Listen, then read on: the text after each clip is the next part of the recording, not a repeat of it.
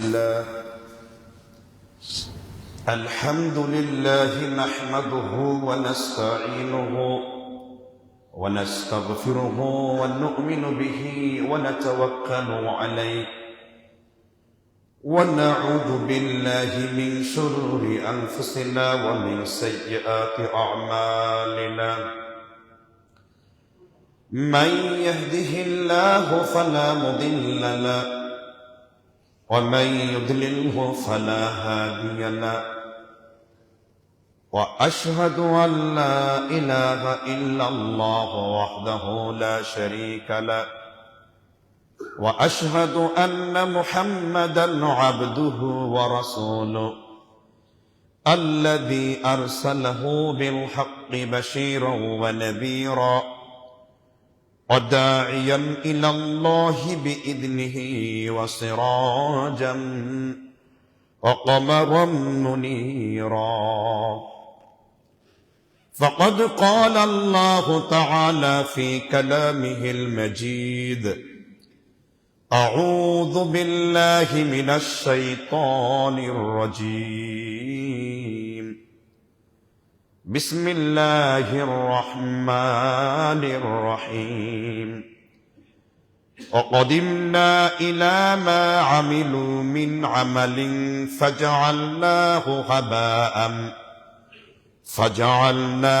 هباء منثورا قال النبي صلى الله عليه وسلم من كان له سعة ولم يضحي فلا يقربن مصلنا মুআজ্জাজ মুহতারাম অধিকারে মুসল্লিয়ান ইজম, সমস্ত প্রশংসা মহান রব্বে করিম আল্লাহ সুবহানাহু ওয়া তাআলার জন্য, যে আল্লাহ রাব্বুল আলামিন একেবারে জিলহজ নিকটবর্তী একটি সময় আল্লাহ আমাদেরকে এই মসজিদের জুমার খুতবায় অংশগ্রহণ করার জন্য তৌফিক দিয়েছেন। সে আল্লাহ সুবহানাহু ওয়া তাআলার শুকরিয়া জ্ঞাপন করে বলছি আলহামদুলিল্লাহ। শত কোটি দরুদ ও সালাম অবতীর্ণ হোক, রহমতের বারিধারা অবতীর্ণ হোক আমাদের সকলের প্রিয় নবীজি মুহাম্মদ রাসূলুল্লাহ সাল্লাল্লাহু আলাইহি ওয়াসাল্লামের উপরে। আজকে আমি যে বিষয়টা নিয়ে আপনাদের সামনে খুতবা উপস্থাপন করব, আমার আলোচ্য খুতবা বা আলোচ্য জুমার খুতবার যে বিষয়টি নির্ধারণ করেছি সেটি হলো, কোন সমস্ত ব্যক্তিদের কুরবানি আল্লাহ কবুল করবেন না, কাদের কুরবানি আল্লাহ গ্রহণ করবেন না। কুরবানি কাকে বলে? আরবি মিসবাহুল লুগাত শব্দার্থ নাম্বার 15068 রয়েছে কুরবান মা ইউতাকাররাবু বিহি ইলাল্লাহি তাআলা। কুরবান বলা হয় ওই মাধ্যমকে, ওই পশু পাখি আল্লাহর নামে জবাই করে এক আল্লাহর জন্য যে ব্যক্তি আল্লাহর রাস্তায় কুরবানি করেছে, কোন প্রাণীকে জবাই করেছে, কোন প্রাণীর দম রক্ত বইয়ে দিয়েছে, মা ইউতাকাররাবু বিহি ইলাল্লাহি তাআলা, আর ওই প্রাণীকে জবাই করার মাধ্যমে আল্লাহ রাব্বুল আলামিনের নৈকট্য অর্জন করেছে, শরীয়তের দৃষ্টিতে তাকে বলা হয় কুরবানি। যদি আমরা সংক্ষেপে বুঝি, ইন শর্টে মুলাক্কাসে সার যদি বুঝি, আল্লাহর নৈকট্য পাওয়ার মাধ্যমকে আরবিতে কি বলা হয়? কুরবানি বলা হয়। তাই কুরবানি করতে গেলে কিছু বিধান আমাদের মধ্যে রয়েছে। কোন সমস্ত ব্যক্তিদের কুরবানি কবুল হবে না, আমরা ভূমিকা ছাড়াই সরাসরি আলোচনায় প্রবেশ করছি। পয়লা নাম্বার হলো, যারা লা ইলাহা ইল্লাল্লাহ এইটাকে যারা বুঝবে না, মানুষের তৈরি করা আইন বিধানের উপর যে ব্যক্তি ঈমান আনবে, এই ব্যক্তির কুরবানি আল্লাহ কবুল করবেন না। আমরা যদি এখানে প্রশ্ন করি যে নামাজের ফরজ কয়টি, অনেকে উত্তর পাবো আমরা। রোজার ফরজ কয়টি, অনেক উত্তর পাবো আমরা। হজ্জের ফরজ কয়টি, অনেক উত্তর পাবো আমরা। কিন্তু এখন যদি আমি অধিকাংশ জায়গাতে যদি প্রশ্ন করি যে কালেমার ফরজ কয়টা, অধিকাংশ লোক শুনেও নাই, কেউ হয়তো এইমাত্র শুনলো কালেমার আবার ফরজ, সেটা আবার কি? যদি একজন মুসলিমকে প্রশ্ন করা হয় ওযুর ফরজ কয়টি, হানাফি মাযহাব দিয়ে বলে দেবে ওযুর ফরজ হলো 4টি, মালিকিরা বলবে 6টি, শাফিঈরা বলবে 6টি, ইমাম আহমদকে প্রশ্ন করলে হাম্বলি ফিকহির অনুসারীরা বলবে ওযুর ফরজ 9টি। আরেকজন আহলে হাদিসকে প্রশ্ন করলে কি বলবে সে? মা আতাকুমুর রাসূলু ফাখুযুহু ওয়া মা নাহাকুম আনহু ফান্তাহু। নবী সাল্লাল্লাহু আলাইহি ওয়াসাল্লাম যেই পথ পদ্ধতি অবলম্বন করে যেইভাবে ওযু করেছেন ওটাই হলো ওযু। তা নামাজের জন্য ফরজ দরকার, রোজার জন্য ফরজ দরকার, তো আপনি কুরবানি করতে যাবেন, আপনার কালেমার ফরজ কয়টি এটাই জানলাম না এখন পর্যন্ত। সম্মানিত উপস্থিতি, ইমাম ইবনুল ওয়াহাব নাজদি রহমতুল্লাহ আলাই বিখ্যাত কিতাব কিতাব তাওহীদ এর 3য় পৃষ্ঠায়, ইমামে আবু হানিফা ফিকহুল আকবর 7ম পৃষ্ঠায়, মোল্লা আলী কারি রহমতুল্লাহ আলাই ফিকহুল আওসাত এর 11 নম্বর পৃষ্ঠায়, এবং হানাফি মাযহাবের অদ্বিতীয় আলেম আল্লামা ইমাম জাফর আত-তাহাবী আকীদাতুত তাহাবীর 3য় পৃষ্ঠাতে তিনি স্পষ্ট করে ব্যক্ত করেছেন, লা ইলাহা ইল্লাল্লাহর ফরজ হলো 2টি। কয়টি ফরজ? 2টি। আপনি যে লা ইলাহা ইল্লাল্লাহ পড়েছেন, কালেমা পড়েছেন, আপনার কালেমার ফরজ হলো কয়টি? 2টি। কালেমা কয়টি? একজন বলবে 5 কালেমা, 4 কালেমা, ডাহা মিথ্যা কথা। আল্লাহ এক, রাসূল এক, কালেমাও এক। মুসলিমদের কালেমা কি? লা ইলাহা ইল্লাল্লাহ মুহাম্মাদুর রাসূলুল্লাহ, কিংবা শাহাদা দেই আশহাদু আল্লা ইলাহা ইল্লাল্লাহ ওয়া আশহাদু আন্না মুহাম্মাদান আবদুহু ওয়া রাসূলুহু। সহিহ ইবনে হিব্বানে এবং ইমাম বাইহাকি আসমা ওয়া সিফাতের 15 পৃষ্ঠা আলোচনা করেছেন, কালেমার ফরজ হলো কালিমাতুত তাকওয়া লা ইলাহা ইল্লাল্লাহ মুহাম্মাদুর রাসূলুল্লাহ।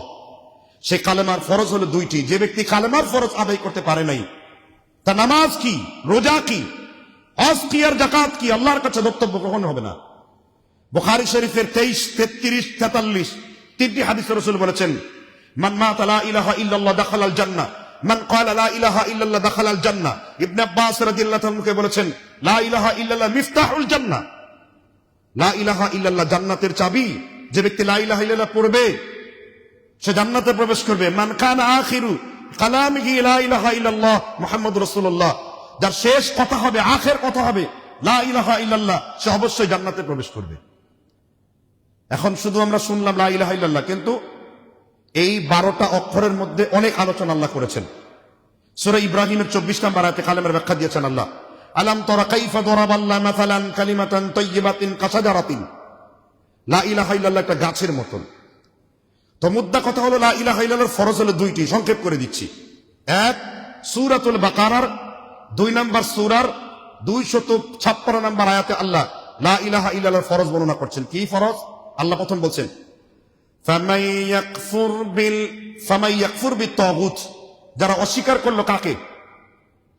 তাগুতকে। একজন মুসলমান সর্বপ্রথম কার প্রতি ঈমান আনবে? এই কথা আল্লাহ বলেন নাই। আল্লাহ বলছেন আমার প্রতি ঈমান আনার আগেও তোমরা কাকে অস্বীকার করবে?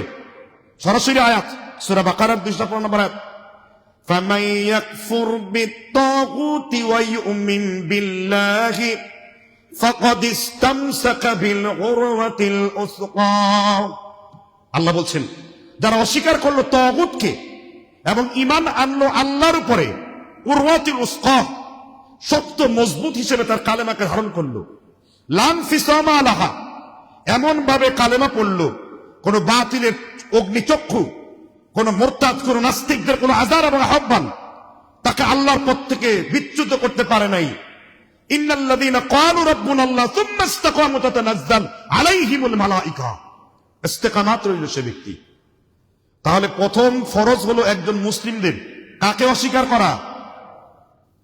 এই কথা না আমার, না কোনো পীরের, না কোনো শেখের। এই কথা মাপার জন্য কোনো জাল যায়িফ হাদিসের দরকার নেই। কোরআনে আল্লাহ আলোচনা করেছেন সকল নবীদের মিশন ছিল কি?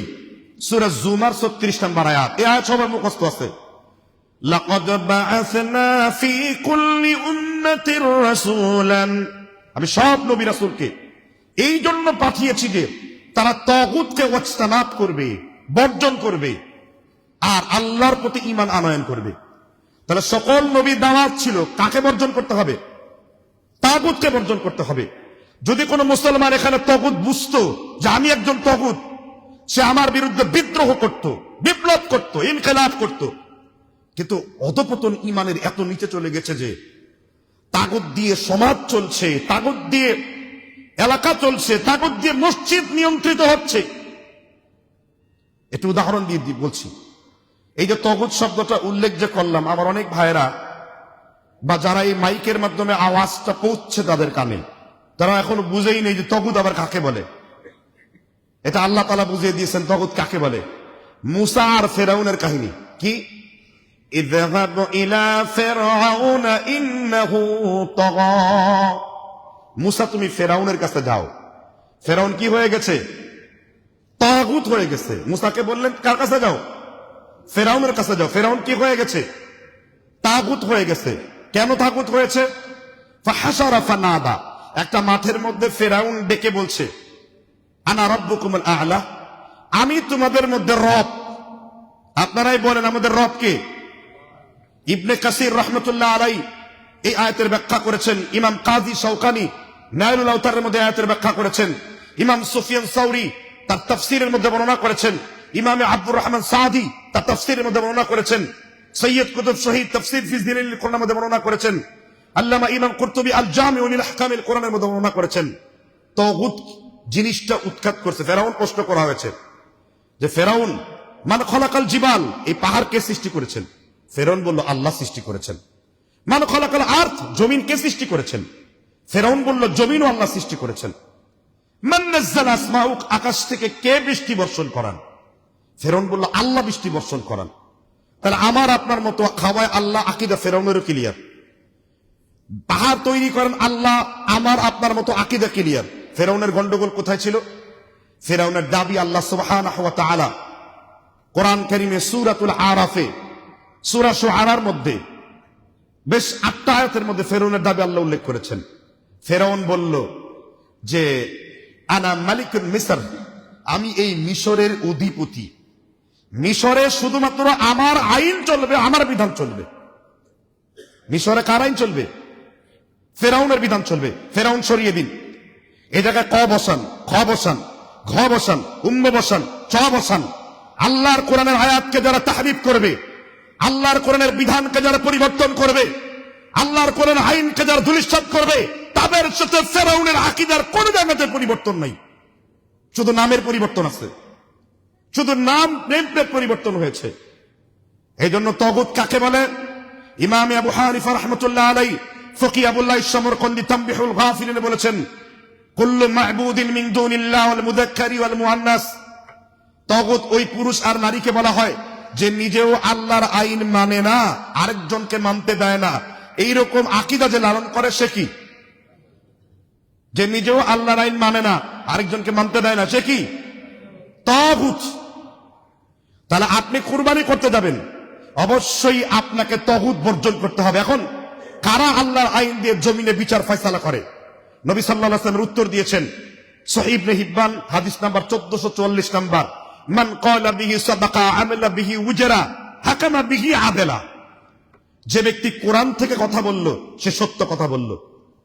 যে ব্যক্তি কোরআন কেন্দ্রিক বিচার করলো, ন্যায় বিচার করলো, সে পৃথিবীতে জমিন করলো। কারণ ন্যায় বিচার একমাত্র কে করেছেন?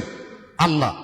সূরা মায়েদার 40 নম্বর আয়াতে আল্লাহ বলেছেন ওয়ামান লাম ইয়াহকুম বিমা আনজালাল্লাহ ফাউলাইকা হুমুল কাফিরুন। যারা আল্লাহর আইন দিয়ে বিচার করে না তারা কি? কাফির।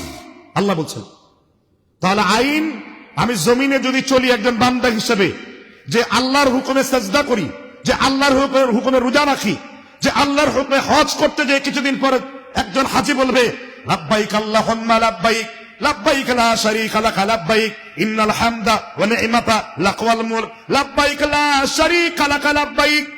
একজন হাজী চিৎকার করে বলবেন লাব্বাইক আল্লাহুম্মা লাব্বাইক, হে আল্লাহ তোমার গোলাম হাজির হয়ে গেছে। লাব্বাইক লা শারীকা লাক লাব্বাইক, তোমার সাথে কোনো শিরক নাই, বিধানের ক্ষেত্রে কোনো শিরক নাই, সিজদা করার ক্ষেত্রে কোনো শিরক নাই, আহ্বানের ক্ষেত্রে কোনো শিরক নাই। ইন্নাল হামদা, সমস্ত প্রশংসা একমাত্র তোমার জন্য। আল্লাহ সুবহানাহু ওয়া তাআলা যে তালবিয়া হাজীদেরকে শিক্ষা দিয়েছেন, সমস্ত রাজত্ব একমাত্র কার? আল্লাহ কোরআনে আলোচনা করেছেন সূরা মুলকের 1 নম্বর আয়াতে তাবারাকাল্লাযী বিয়াদিহিল মুলক ওয়া হুয়া আলা কুল্লি শাইইন কাদির। নবী আপনি বলে দেন দুনিয়ার সব রাজত্ব একমাত্র আমি আল্লাহ। সূরা ইউসুফের 40 নম্বর আয়াতে আল্লাহ বলেছেন ইনিল হুকমু ইল্লা লিল্লাহ, আমি আল্লাহ ছাড়া এই জমিনে কোনো আইন কিংবা বিধানদাতা নাই। সূরাতুল আনআমে আল্লাহ বলেছেন, আলা লাহুল খালকু ওয়াল আমর তাবারাকাল্লাহ বিরাব্বিল আলামিন। নবী আপনি মানুষদেরকে জানিয়ে দিন, সৃষ্টি আমি আল্লাহ করেছি, আর বিধান আমি আল্লাহ একমাত্র দিয়েছি, আমি আল্লাহ ছাড়া কোনো বিধানদাতা নাই।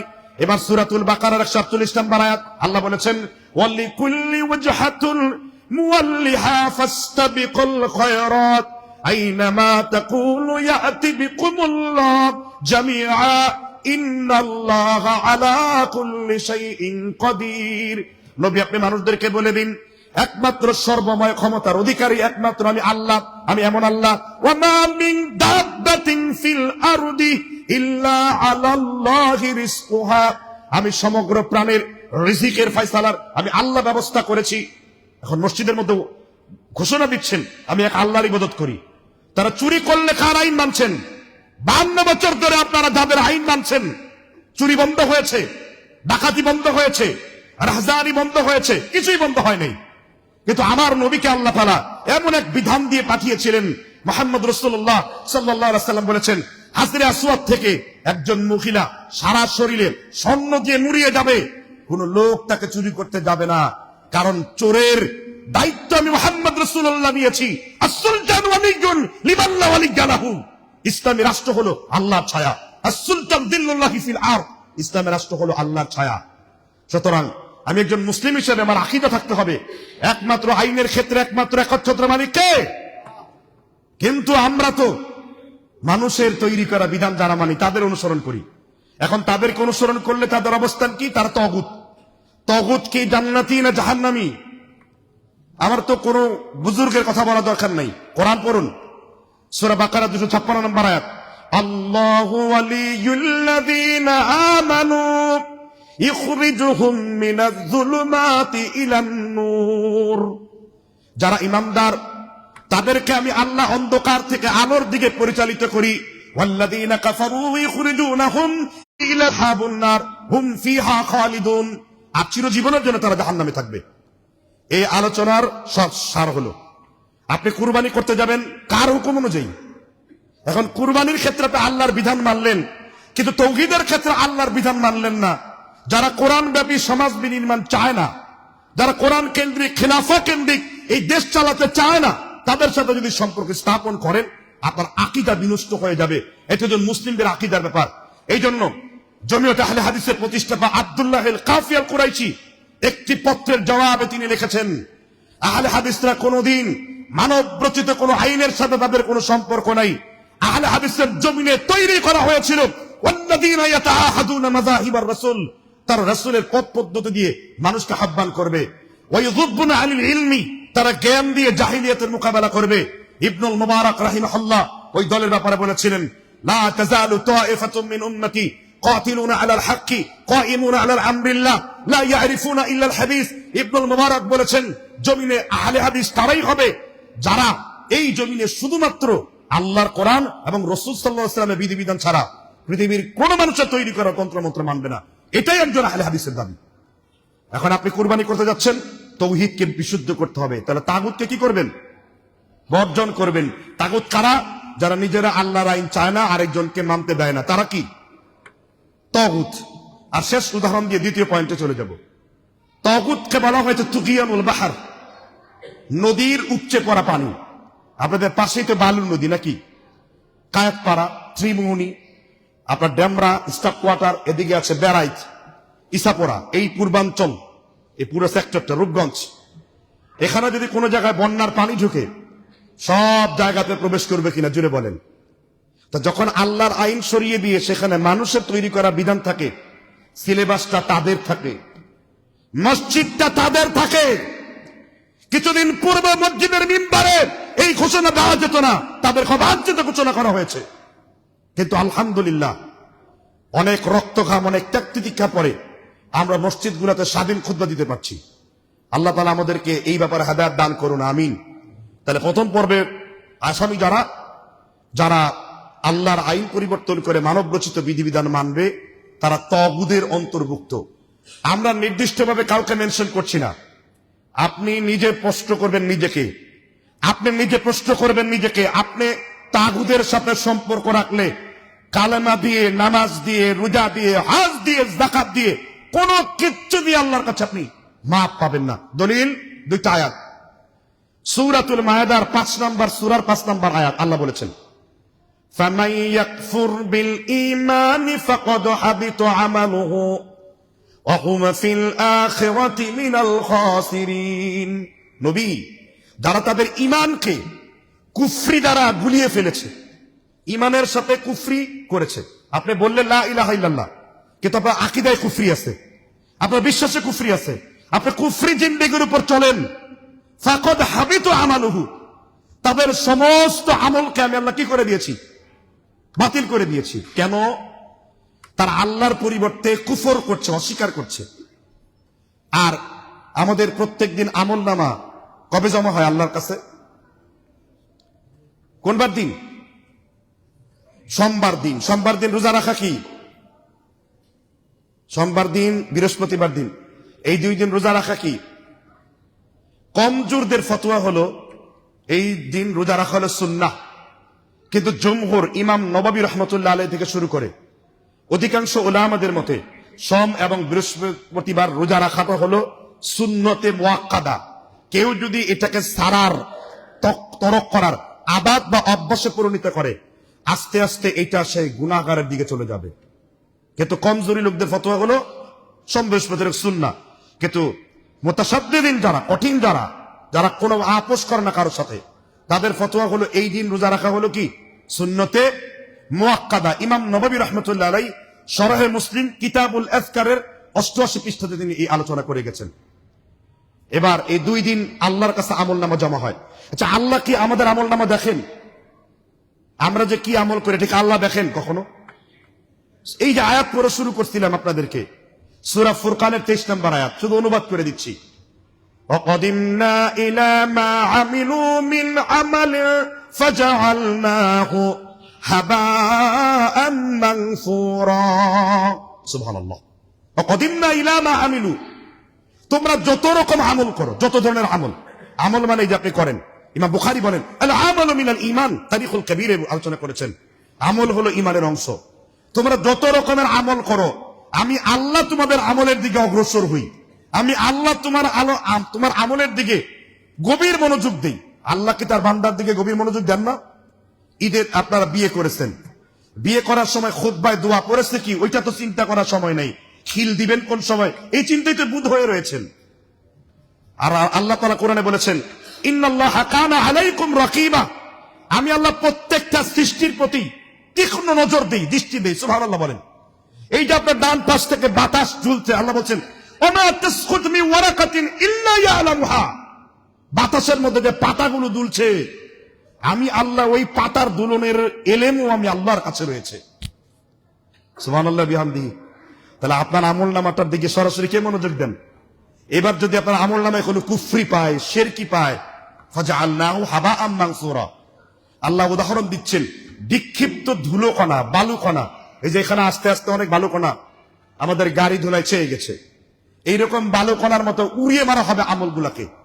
হজ করলেই কি, যাকাত দিলেই কি, কালেমা করলেই কি, আর সার্জারি করাইলে কি, কোরবানির মধ্যে 10টা কোরবানির ভাগা দিয়ে খাইলেই কি, আপনারা তো কুফরি করছেন আল্লাহর সাথে। তাহলে প্রথম পয়েন্টে আমরা এটা বুঝাচ্ছি, মানুষের তৈরি করা আইনের সাথে আমাদের কোনো সম্পর্ক নেই। আমরা মুসলমান, আমাদের সম্পর্ক কোরআন কারীমের আইনের সাথে, আমাদের সম্পর্ক আল্লাহর দ্বীনের তাওহীদের সাথে। আল্লাহ বুঝবার তৌফিক দান করুন, আমিন। প্রথম পর্ব শেষ। যাদের কুরবানি কবুল হবে না, এদের দ্বিতীয় ধাপে কারা আছে? এই ধাপটা আলোচনা করার পূর্বে এখানে আগে হাদিস বলবো, তারপর আলোচনা করব। কেউ মনে কষ্ট পেলে আমার কিছু করার নাই, কারণ আমি দলিলের বাইরে কথা বলবো না। এই হাদিস উল্লেখ করেছে মাজমাউজ জাওয়ায়েদ 4th খণ্ড 4075 নম্বর হাদিস। এই হাদিসটি উল্লেখ করেছে ইমাম ইবনে হাজার আসকালানী রাহমাতুল্লাহ আলাইহি তার বিখ্যাত গ্রন্থ ফাতহুল বারী 10ম খণ্ডের 59 নম্বর পৃষ্ঠাতে তিনি হাদিস আলোচনা করেছেন।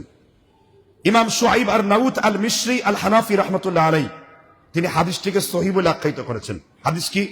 দ্বিতীয় প্রকার ব্যক্তি যাদের কুরবানি আল্লাহ কবুল করবেন না।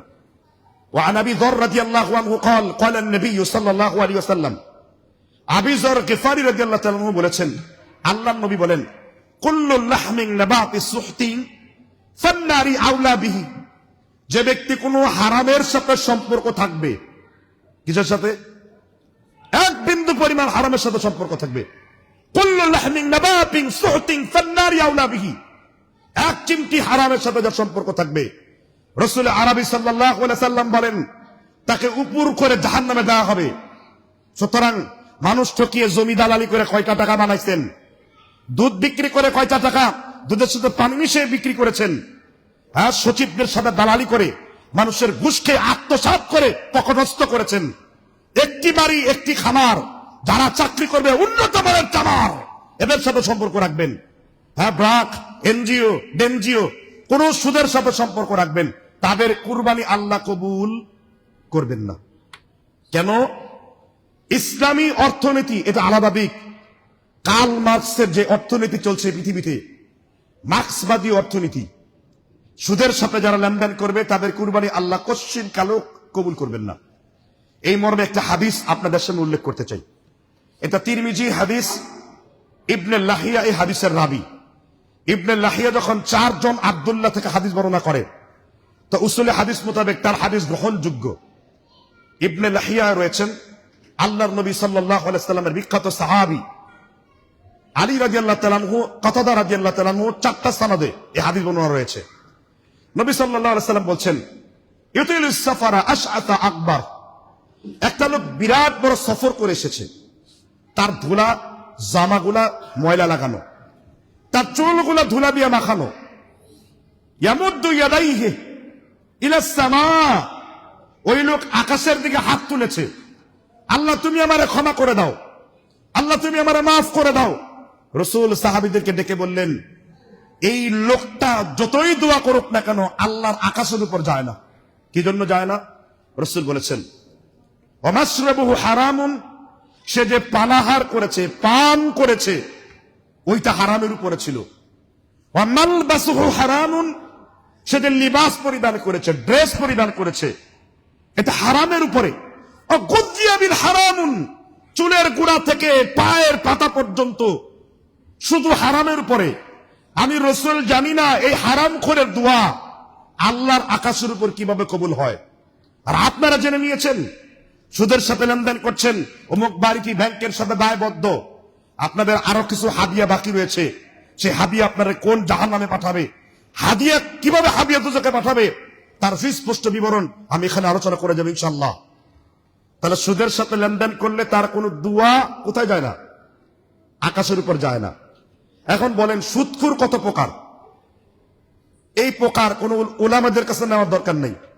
আমি এমন একজন ব্যক্তির থেকে এর উদাহরণ দিব যিনি হলেন বেমেসাল বাসারুন। আপনি সামনে দাঁড়ালে পিছনে দেখতে পান না, আর রাসূল বলছেন ইন্নী আরাকুম মিন ওয়ারাই যহরিহি, আমি সামনে দাঁড়ালে পিছনে দেখতে পেতাম। আপনি খামলে আমার শরীর দিয়ে জীবজন্তু পচার দুর্গন্ধ বের হয়ে যায়, আর আমার রাসূল ঘামলে তার শরীরে রাইহাতুন তাইয়্যিব, সব থেকে উত্তম মিশকা আম্বরের ঘ্রাণ বের হয়ে যায়।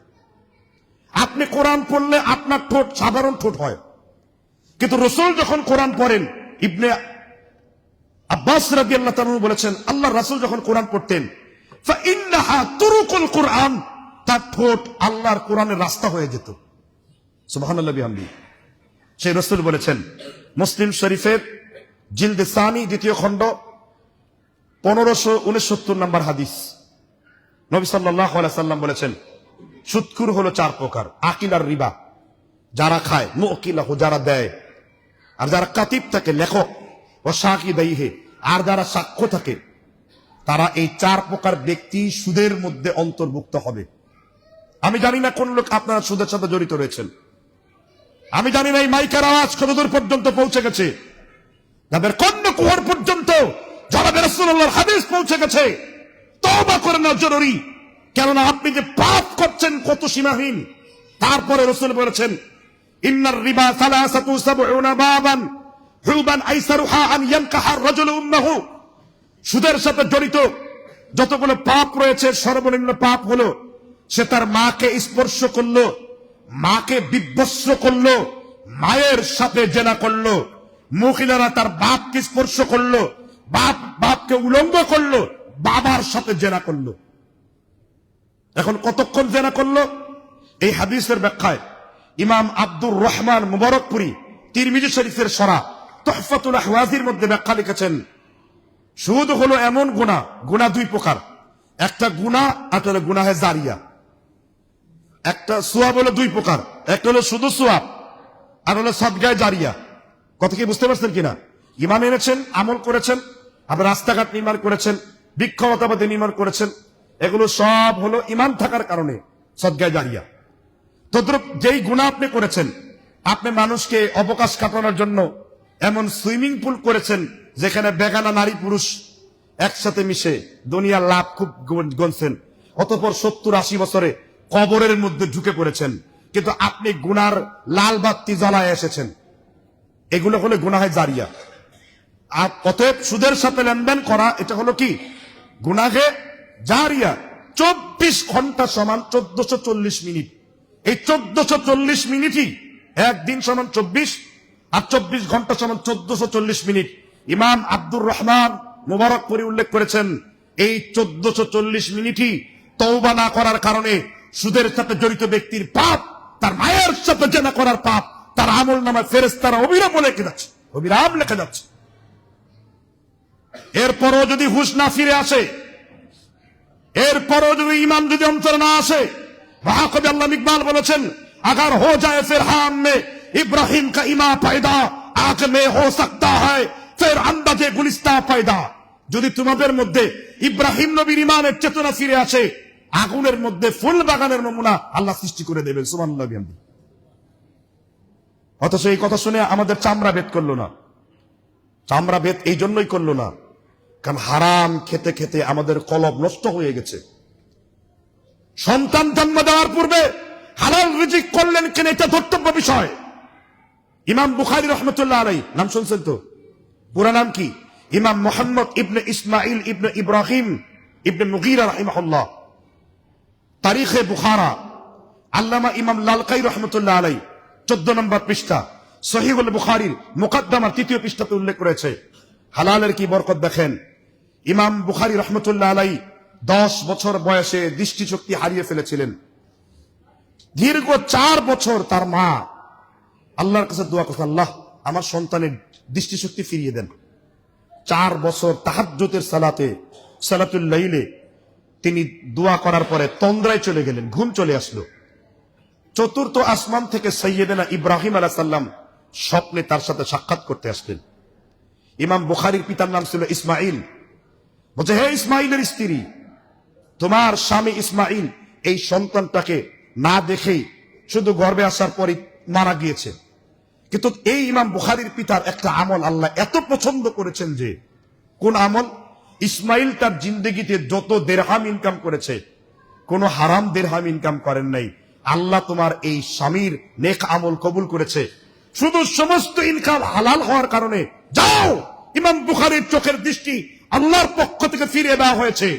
স্বপ্ন ভেঙেছে, ইমাম বুখারী দৌড়ে এসেছে, মা তুমি কি এমন দোয়া করেছো? আমি তো চোখের দৃষ্টিশক্তি ফিরে পেয়েছি। কিসের বরকত? হালালের বরকত। আপনার ছেলে R7 বাবা কেন টেনছে? আপনার ছেলেকে আপনি হালাল শিক্ষা দেন নাই তো। সুদের টাকা, ঘুষের টাকা দিয়ে নিজের পকেটকে পকেটস্থ করেছেন।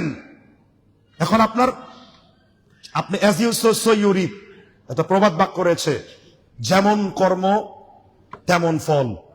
আপনি প্রতিফল পাচ্ছেন এটা। আর কুরবানি দেওয়ার জন্য রেডি হয়েছেন, নিজের চেহারাকে আয়নায় দেখেন, নিজের 3.5 হাত বডি আয়নায় দেখেন। আপনার কলবে কি রাসূলের ভালোবাসা আছে? হালাল হারামের ভয় আছে? অথচ আপনার ইনকামের মধ্যে হারাম ঢুকে বসে আছে। লোক দেখানোর জন্য 6 গরু, 7 গরু, উট, দুম্বা কুরবানি দেওয়ার প্রতিযোগিতা চলছে। খান সাহেব 1 লাখ, চৌধুরী সাহেব 2 লাখ, উপহিনী আমারটা আছে এসে বড়। এই যে প্রতিযোগিতা সমাজের মধ্যে চলছে। তো আমি সুস্পষ্ট করে বলতে চাই, সুদের সাথে লেনদেন করলে জান্নাতি না জাহান্নামী?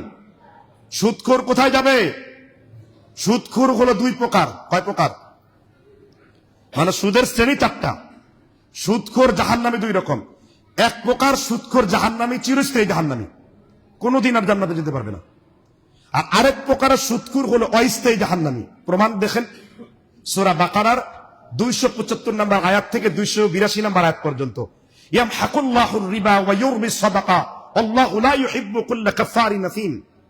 আল্লাহ সুদকে নির্মূল করেন, দান সদকাকে বৃদ্ধি করেন। এরপর আল্লাহ বলেছেন সুদখোররা কিয়ামতের মাঠে কেমন উঠবে?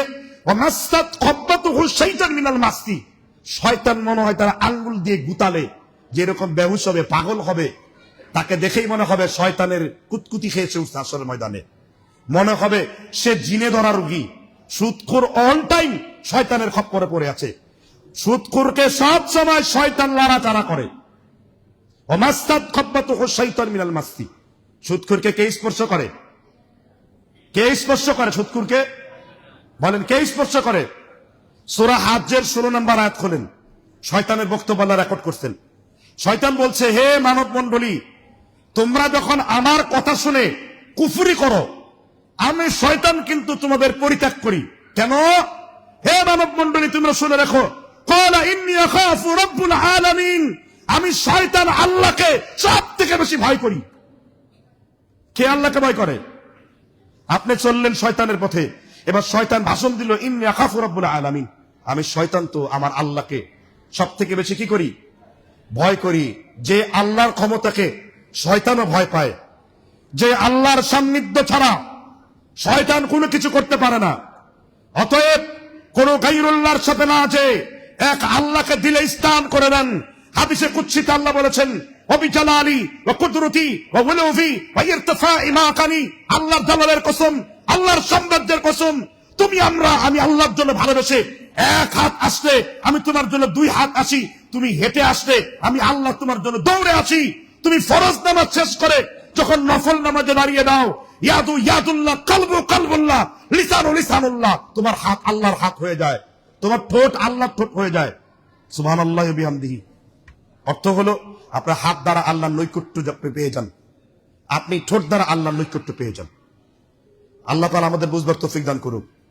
সুতরাং যারা সুদের সাথে লেনদেন রয়েছেন, আজকে তওবা করুন, এই মুহূর্তে তওবা করুন। তওবা কিন্তু বড় নিয়ামত। এতদিন বুঝেন নাই, কিন্তু আজকে বুঝেছেন। রাসূল আপনাকে হাদিস বলছেন, ইবনে মাজার 4082 নম্বর হাদিস, আত-তাইব মিনাজ যামবি কামাল্লা যামবা লাহু। অন্যায় থেকে কেউ যদি তওবা করে, আল্লাহ তাকে জন্মভূমির শিশুর মতন পবিত্র করে দেবেন। রিয়াদুস সালিহিনের হাদিস 1557 নম্বর, মান লাযিমাল ইস্তিগফার জাআলা আল্লাহু লাহু মিন কুল্লি দীকিন মাখরাজা ওয়া মিন কুল্লি হাম্মিন রাযাকা হাইসু লা ইয়াহতাসিব। তোমরা বেশি বেশি তওবা করলে আল্লাহ অন্তরের সংকীর্ণতা দূর করবে, আল্লাহ কষ্ট লাঘব করে দেবেন। এমন এমন জায়গা থেকে তোমাকে রিজিক দেওয়া হবে, তুমি কল্পনাও করতে পারবে না। সুবহানাল্লাহ। তাহলে সুদের সাথে লেনদেন করা ব্যক্তি, কোন হারাম পেশার সাথে লেনদেন করা ব্যক্তি, তার কুরবানি আল্লাহ কি করবেন না? কবুল করবেন না। 1 দিরহাম যদি থাকে, কত সুন্দর করে বাড়ি বানাইছে, এই বাড়িটা অমুক ব্যাংকের নিকট, সাতা ব্যাংকের নিকট দায়বদ্ধ। তো ইকবাল তো ইংল্যান্ডে লেখাপড়া করতেন, অক্সফোর্ডে। এক সুদখোর তাকে দাওয়াত দিয়েছে যে আমার বাড়িতে আসেন, তাশরিফ রাখেন, দোয়া করেন। দেখে ঢুকেই লিখছে, হাদা মিন ফাদলি রাব্বি, এটা আল্লাহর দানের বাড়ি। তো ইকবাল তো কবি ছিলেন, তাই তো? ইকবাল তখন বলে ফেলেছেন, সুদ সে বানি হ্যায় হায় মেরা মুরব্বি, কিয়া লিখনা হে তুম হাদা মিন ফাদলি রাব্বি। সুদের টাকা দিয়ে বানিয়েছো বাড়ি, করছো তুমি বাহাদুরি, আর বলছো তোমায় আল্লাহর দান। আল্লাহ করবেন সব থেকে বড় অপমান। আর আর আর মসজিদের মধ্যে সুদের সাথে লেনদেন করা কোনো ব্যক্তি মসজিদের দায়িত্বশীল থাকতে পারবে না, অসম্ভব। মসজিদের প্রথম মুতাল্লির নাম কি জানা আছে কেউ? প্রথম মসজিদের দায়িত্ব আল্লাহ কাকে দিয়েছেন জানা আছে কেউ? এই যে একজন জ্ঞানী মানুষ বলছেন, ইব্রাহিম ওয়া ইসমাঈল তাহিরা বাইতিয়া লিত-তাইফিনা ওয়াল আকিফিনা রুকআইস সুজুদ। হে ইব্রাহিম, হে ইসমাঈল, আমার ঘরটা যারা তাওয়াফ করবে, যারা রুকু করবে, যারা সিজদা করবে, যারা ইতিকাফ করবে, আমার ঘরটা তাদের জন্য পবিত্র করে দাও। সুবহানাল্লাহ বলেন। মসজিদের প্রথম দায়িত্বশীল কে পেয়েছেন? ইব্রাহিম আলাইহিস সালাম। আর আমাদের দেশে মসজিদের দায়িত্বশীল হয় যে নামাজ পড়ে না, সে ইমামের নামাজের হিসাব করে, ইমাম নামাজ পড়েছে কিনা, ও নিজেই নামাজ পড়েছে কিনা কোনোদিন দেখা যায় না। ঘুম গার ঘুম। মসজিদে কোনো সুদখোর থাকতে পারবে না, এই ফতোয়া দিয়েছেন কে? আল্লাহ। মসজিদ কাকে বলে? আরবি মসজিদ শব্দের অর্থ হলো ললাট। সূরা জিন 72 নম্বর সূরা 26 নম্বর আয়াতে আল্লাহ বলেছেন, দুনিয়ার সব মসজিদগুলো কার? আল্লাহ বলছেন ফালা তাদউ মাআল্লাহি আহাদা, আল্লাহ ছাড়া যেন অন্য কাউকে ডাকা না হয়। মসজিদের ইমাম হক কথা বললেন, মসজিদের ইমাম কোরআনের কথা বললেন, মসজিদের ইমাম দলিল সহকারে সহিহ হাদিসের কথা বললেন, এরপরও যদি ওই মসজিদের মুতাল্লি, ওই মসজিদের দায়িত্বশীল বলে এই বক্তব্য আমার পছন্দ হয় নাই, আল্লাহর কসম এটা ওই মুতাল্লির মসজিদ হতে পারে, এটা কমিটির মসজিদ হতে পারে, আল্লাহর মসজিদ কচ্ছিন কালো হবে না। আল্লাহর মসজিদ তো সেটাই উসসিসা আলা তাকওয়া মিন আউয়ালি, যেটা প্রথম থেকে কার ভয়ের জন্য তৈরি হয়েছে? আল্লাহর ভয়ের জন্য তৈরি হয়েছে। এই জন্য আমি বলবো মসজিদের দায়িত্বশীল কোন সুদের সাথে লেনদেন করা ব্যক্তি থাকতে পারবে না, নাহলে কিয়ামতের দিন আপনি ধরা পড়বেন। আর যদি ঠিক মতো মসজিদ দায়িত্ব পালন করেন, সভাপতি, এখন তো গণতন্ত্র ঢুকছে মসজিদ, আবার সভাপতির বাচ্চা দিয়ে বলছি, আমরা যদি ইসলাম আনতাম তাহলে আমরা বলতাম মুতাওয়াল্লি, বাইতুল মালের হেফাজতকারী, কথা বুঝতে পেরেছেন কিনা? তো আব্রাহাম লিঙ্কন তো ঢুকে পড়ছে, তাই আব্রাহাম লিঙ্কনের ভাষা দিয়ে বুঝাই। মসজিদের সভাপতি, মুতাওয়াল্লি, সেক্রেটারি, তারা যদি মসজিদকে সঠিকভাবে সংরক্ষণ দেখাশোনা করে, তাদের কি তাহলে ফজিলত নাই? কত বড় ফজিলত বুখারীতে রয়েছে। আল্লাহর আরশের নিচে 7 জন ব্যক্তি আল্লাহর আরশের নিচে জায়গা পাবে। কয়জন ব্যক্তি? এর মধ্যে একজন হলো ইমামুন আদেল, ন্যায়পরায়ণ বাদশাহ, সুবহানাল্লাহ। এর মধ্যে একজন হলো রাজুলুন কলবুন মুআল্লাকাতুন ফিল মাসাজিদ, যেই হৃদয়ে, যেই মানুষের হৃদয়টা মসজিদের সাথে ঝুলন্ত থাকে। জোহর শেষ হয়েছে, আমি কখন আসরের নামাজে ঢুকবো, সুতরাং যুবক তুমি তোমার কলবকে কোনো মেয়ের কাছে জমা দিও না। তোমার কলবকে যদি কোনো জায়গায়, তোমার দিলকে যদি কোনো জায়গায় লাগাতে হয়, সেই জায়গাটার নাম কি? আল্লাহর ঘর, মসজিদ। রাজুলুন কলবুন মুআল্লাকাতুন ফিল মাসাজিদ, যার কলব মসজিদের সাথে ঝুলন্ত থাকবে, ওই ব্যক্তির স্থান আল্লাহর আরশের নিচে হবে। সুবহানাল্লাহ। এর মধ্যে যতজন ব্যক্তি এর মধ্যে রয়েছেন সবাই ঢুকবেন। তাহলে দ্বিতীয় পর্বে আলোচনা করেছি যারা সুদের সাথে, হারামের সাথে লেনদেন করবে আর রেহানের সাথে লেনদেন করবে। রেহান বোর্ড বুঝিয়ে দিই, আপনাদের এলাকায় হয়তো চাষের কোনো জমি নেই, আপনারা চাষবাস করেন না, চাষের জমি নাই, এখন তাহলে এই আলোচনা এখানে প্রয়োজন নেই। তারপরে 1 মিনিটে কথা শেষ করে দিই। যেগুলো সাধারণত দায় সুদা ঋণে নেওয়া হয়, ওই যে আপনাদের দেশে কি বলে এটাকে, জমিন কট দেওয়া না, লিজ নেওয়া বৈধ, পত্তন নেওয়া বৈধ, কিন্তু এলিকো ইন্স্যুরেন্সের আদলে হালাল ইন্স্যুরেন্স এটা বৈধ না। বিসমিল্লাহ বলে মদ খেলে মদ হালাল হয় না, শুয়োর বিসমিল্লাহ বলে জবাই করলে শুয়োর হালাল হয় না, শুয়োর থাকে, মদ মদের জায়গায় থাকে। হারামকে হালাল বলা যাবে না। ওয়ালা তালবিসুল হাক্কা বিল বাতিল, হকের সাথে বাতিল মিশ্রণ করা যাবে না। তাহলে আজকের এই বক্তব্য দ্বিতীয় পয়েন্টে শুনলাম, সুদের সাথে লেনদেনকৃত কোনো ব্যক্তির দোয়া আল্লাহ কবুল করবেন না। আল্লাহ তাআলা আমাদের বুঝবার তৌফিক দান করুক, আমিন। আমি জানি না সময়ের বরকত আছে কিনা, না শেষ।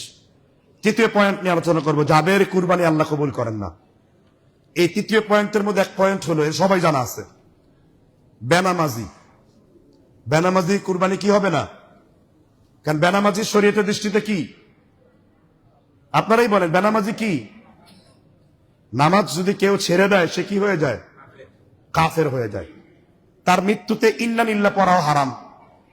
মানে এমনিতে আমভাবে হিন্দুর মৃত্যুতে ইন্না লিল্লাহ পড়তে পারবেন, কিন্তু বেনামাজির মৃত্যুতে ইন্না লিল্লাহ পড়া যাবে না। কেন? সূরা তাওবায় আল্লাহ আলোচনা করেছেন, মা কানা লিন নবী ওয়াল্লাযীনা আমানু আয়াস্তাগফিরু লিল মুশরিকিন ওয়ালাউ কানু উলি কুরবা। নবী আর ঈমানদারের জন্য জায়েজ নাই যে ব্যক্তি কুফরি করে মারা যাবে তার জানাজা পড়া।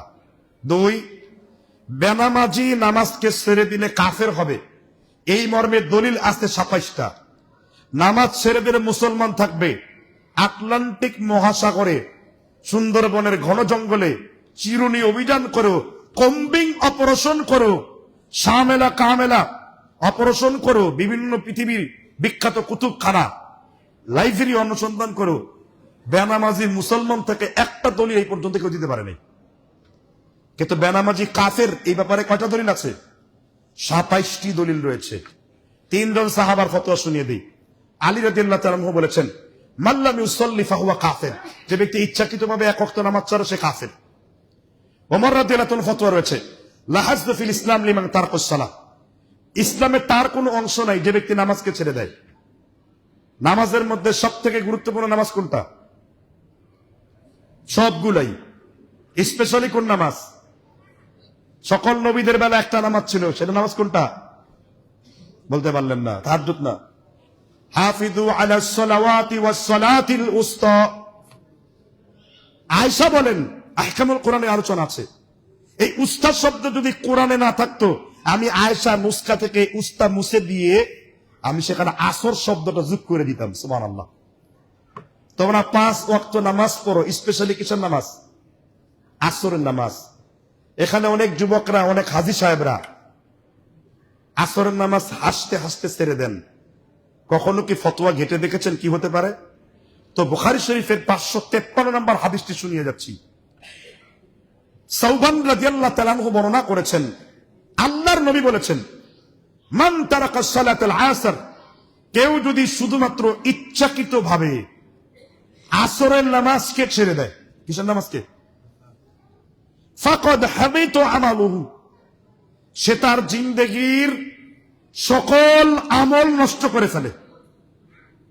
হজ একটা আমল, নামাজ আসর নষ্ট করলেন, কি হয়ে গেল?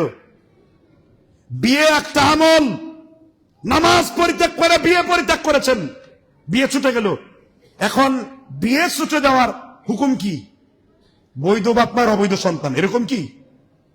কথা বোঝেন না বোধ হয়। তো বিয়ে যদি ছুটে যায়, আমল যদি ছুটে যায়, ওই সন্তানের হুকুম আপনারা লাগাবেন, আপনারা তন্ন তন্ন করে খুঁজবেন।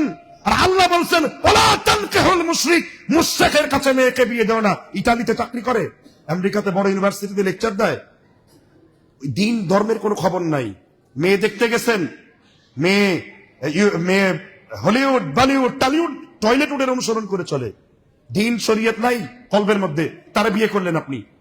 একজন বেনামাজি, একজন কাফেরকে বিয়ে করা জায়েজ হয়েছে, কিন্তু কোন নামাজি পুরুষ কোন বেনামাজি মেয়েকে বিয়ে করলে বিয়ে হবে?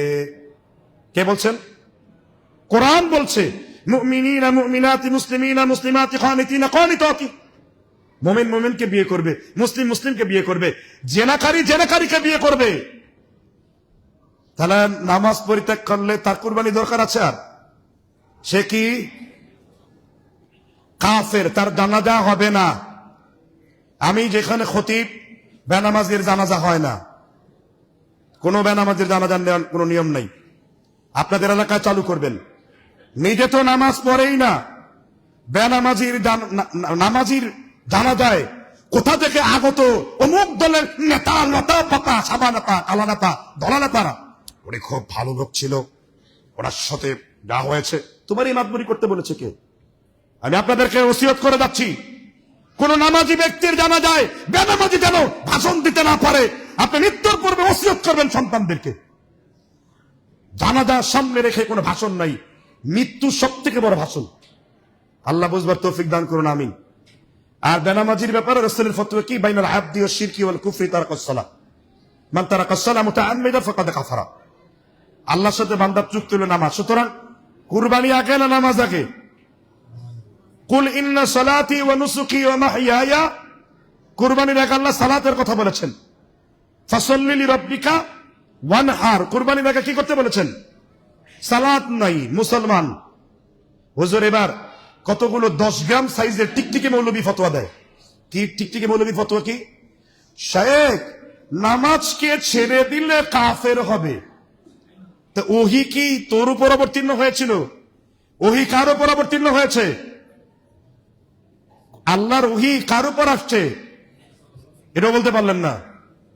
আল্লাহর ওহি আসছে কার উপরে? আল্লাহ বলছেন, ওয়া আমিনু বিমা নুযিলা আলা মুহাম্মদ, আমি মুহাম্মদের উপর কি, যেই মুহাম্মদের উপর ওহি এসেছে সেই মুহাম্মদ রাসূলুল্লাহ বলছেন যে যে ব্যক্তি নামাজকে ফামান তারাকাহা, যে ছেড়ে দিয়েছে সে কি হয়ে গেছে? তো তুমি মৌলবী পাইলা কোথায়? ফামান ইনকারাহা, কোথায় পাইছে কথা? সুতরাং বেনামাজি কাফের, টাইট ফতোয়া দিতে হবে। বেনামাজির কবরে আমরা প্রস্তাব করি না, মুমিনদের প্রস্তাব একজন বেনামাজির চাইতে পবিত্র, এত পবিত্র একজন মুমিন। আপনি কি মনে করছেন? রাসূলুল্লাহ সাল্লাল্লাহু আলাইহি ওয়াসাল্লাম বলেন, একজন মুমিন যখন স্ত্রী সহবাসের জন্য বিছানায় শুয়ে থাকে, আপনি আপনার স্ত্রী, ওয়াজআলু বাইনা ওয়া বাইনা মাওয়াদ্দাতা ওয়া রাহমা, আকাশ থেকে আপনার জন্য আল্লাহর পক্ষ থেকে রহমত অবতীর্ণ করেন। আপনার স্ত্রীর মধ্যে আল্লাহর প্রতি, আপনার প্রতি ভালোবাসা তৈরি করে দেন। সুবহানাল্লাহি ওয়া বিহামদিহি। ওই অবস্থাতেও কেউ যদি থাকে, ফেরেশতার কলম চলছে সওয়াব হিসেবে, এখানে আপনারা অনেকে নামাজের জন্য বসে আছেন না? কি নামাজের জন্য বসে আছেন তো?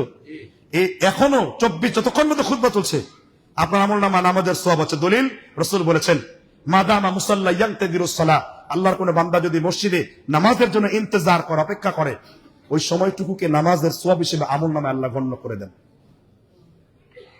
তাহলে কুরবানি দেওয়ার পূর্বে যাদের নামাজ ছুটে গেছে কি করতে হবে? নামাজের কোন উমরি কাজার ফতোয়া নাই, যারা ফতোয়া দেয় তারা শয়তান। নামাজের কাজা হতে পারে, উমরি কাজা নাই। এই উমরি কাজার ফতোয়ার কারণে মানুষ নামাজ পড়ে না। বুয়া কিছু দোয়া শিখাইছে, নাওয়াইতুল গুসলা, সাবান দিয়ে কসলা, এগুলো দিয়ে দোয়া পড়েছে। রাসূলুল্লাহ সাল্লাল্লাহু আলাইহি ওয়াসাল্লাম সহজ করে দিয়েছেন, বিসমিল্লাহ বলে ওযু করলেই যথেষ্ট। উনি তো নামাজ রোজা করতে জানেন না, হ্যাঁ, লঙ্গির জায়গায় পাগড়ি পরে বসে আছেন। নামাজের জন্য রাসূল সহজ করেছেন, ওযুর পূর্বে তোমরা কি বলো?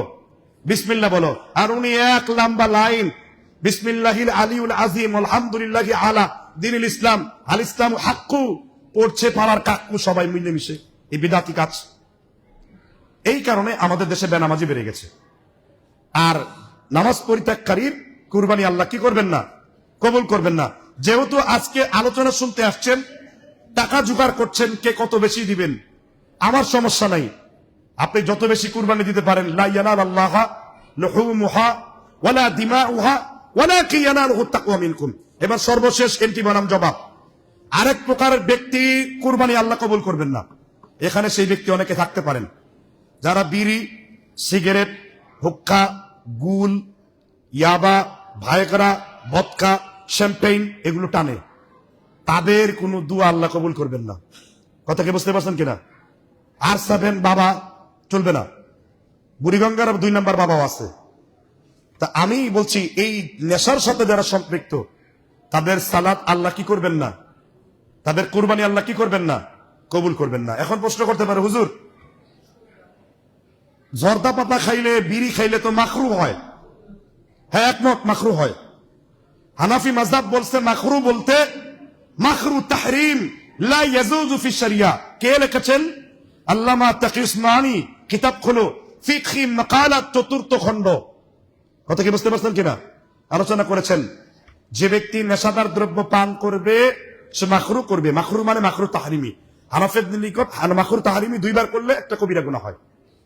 এবার বলেন, যারা গুল খান, অনেক মুরব্বীরা গুল নেন, দাঁত ব্যথা বাঁচে না, গুল দেয়, এও এক গাঁজাখোর। সেও কি? সে জেনুইন গাঁজা। গুল হলো গাঁজার প্রজাতির। বুঝতে পারছেন কিনা? এই গুলখোর, গাঁজাখোর, বিড়িখোর, সিগারেটখোর একটা মাত্র হাদিস বলবো 360 ডিগ্রি অ্যাঙ্গেলে। 360 ডিগ্রি অ্যাঙ্গেলে পৃথিবীতে কোন প্রাণী বসে বলতে পারবেন? বলতে পারবেন না তো। বুখারীতে এসেছে সেই প্রাণীটির কথা। 360 ডিগ্রি অ্যাঙ্গেলে দেখতে পায়, সেই প্রাণীর নাম হলো যুবাব। যুবাব মানে কি? আরে মাছি। মাছি মাছি কয় অ্যাঙ্গেলে তাকায়? 360 ডিগ্রি অ্যাঙ্গেলে তাকাতে পারে মাছি। একে খাবারের মধ্যে ধরতে পারলে কি করবেন? এক পায়ের মধ্যে ভাইরাস আর এক পায়ের মধ্যে অ্যান্টিভাইরাস। সুবহানাল্লাহ। রাসূল বলেছেন মাছি ধরতে পারলে এটা খাবারের মধ্যে চুবিয়ে দাও, একটার মধ্যে জীবাণু আছে আর একটা জীবাণু নাশক আছে। সুবহানাল্লাহ বিহামদি। তো এই চান্দির রক্ত মাথায় উঠবে। আমি আবার বলছি, নেশা কাকে বলে? এক হাদিসে একদমে বলবো, কুল্লু মুসকিরিন খামরুন, প্রত্যেক নেশা হলো মদ। কুল্লু মুসকিরিন হারামুন, প্রত্যেক নেশা হলো হারাম। মা আসকারা কাসীরুহু ফাকালিলুহু হারামুন, অল্প হোক বেশি হোক তা হারাম। এরপর নবী সাল্লাল্লাহু আলাইহি সাল্লাম এই হাদিসটি আগে বলার পূর্বে দলিল দিয়ে নেই, কারণ এখানে অনেক বাঙালি বাবুরা বসে আছে, দলিলের বাইরে কথা মানবে না। সেই বাঙালি বাবুদের জন্য দলিল হলো হাদিস সম্ভার একটি বই আছে বাংলা হাদিস অ্যাপসের, এর 1668 নম্বর হাদিস মদ্যপান অধ্যায়ের। এখন অনেক আলেমরা এখানে বসেছেন, আমরা বাঙালি মানি না, আমরা আরবি মানি। এবার আরবি দলিল মুজামুল কবির লিত-তাবরানি হাদিস নাম্বার 3391 নাম্বার, আল্লামা ইমামে জালালউদ্দিন সিউতি সহিহুল জামে হাদিস 3341 নাম্বার, আলবানী 4টা তুরুক হাদিস বর্ণনা করেছেন, হাদিসটিকে তিনি হাসান বলে গণ্য করেছেন। তার হাদিস সহিহ। এবার হাদিসটি বলবো কিনা? খুতবার শেষ অংশে হাদিসটি বলবো।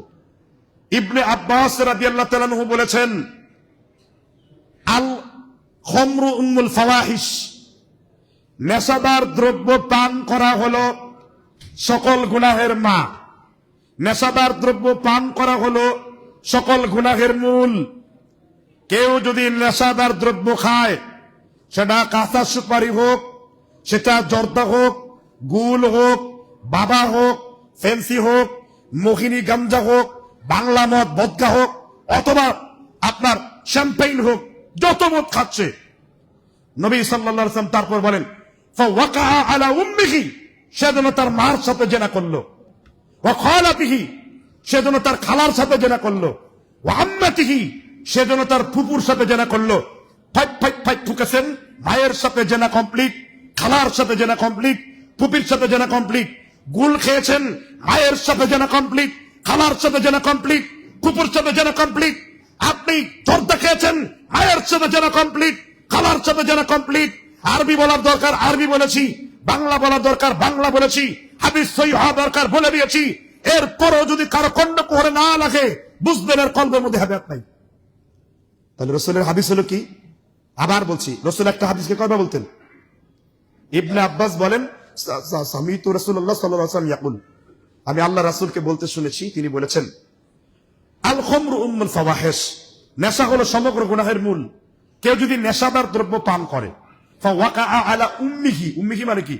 মা, খালাতিহি খালা, আম্মাতিহি ফুপু, সেজন্য তার মা খালা ফুপুর সাথে জেনা করলো।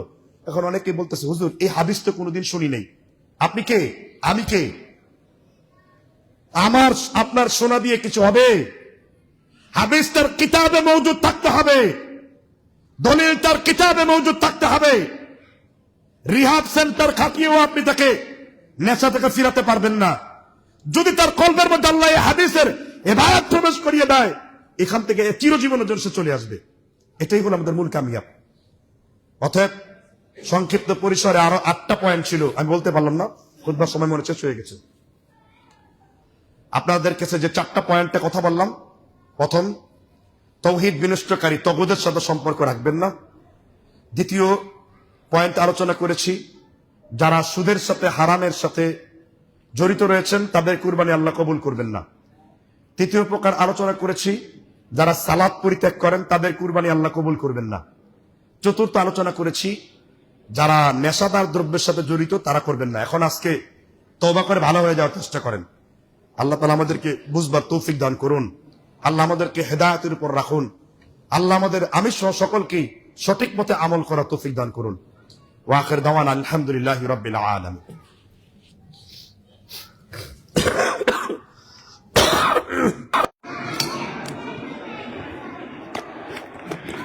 ইন্নাল হামদালিল্লাহ নাহমাদুহু ওয়া নাস্তাঈনুহু ওয়া নাস্তাগফিরুহু ওয়া নু'মিনু বিহি ওয়া নাতাওয়াক্কালু আলাইহি ওয়া নাউযু বিল্লাহ